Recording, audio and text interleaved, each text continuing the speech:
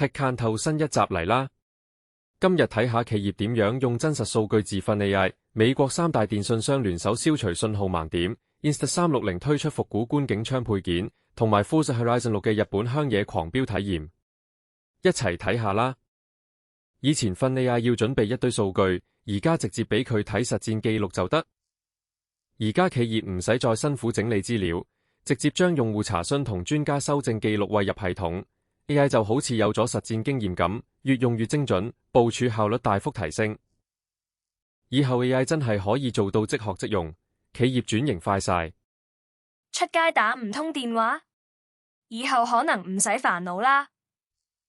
美國三大電信商簽咗份新協議，搞個聯合業務專攻信號死盲點。以後無論你行邊個角落，網絡覆蓋都會穩陣啲，再唔使怕行到半路斷線。聯手搞基建設施，用戶絕對係最大贏家啦。拍運動相機都要有儀式感，呢個配件真係幾懷舊。Insta360 為告 3S 推出新觀景窗，裝上之後部機即刻有復古味。唔單止方便構圖，拿喺手度嘅手感同質感都提升咗一大截，影相更有 feel。小配件大分別，攝影愛好者真係無法抗拒。未正式開賽已經上癮，呢款賽車遊戲真係幾吸引。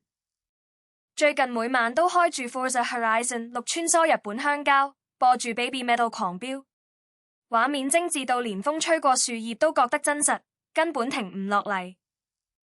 唔使比賽都得，單係遊車河已經夠過癮。今日嘅科技速遞就到啦，你對邊個話題最感興趣？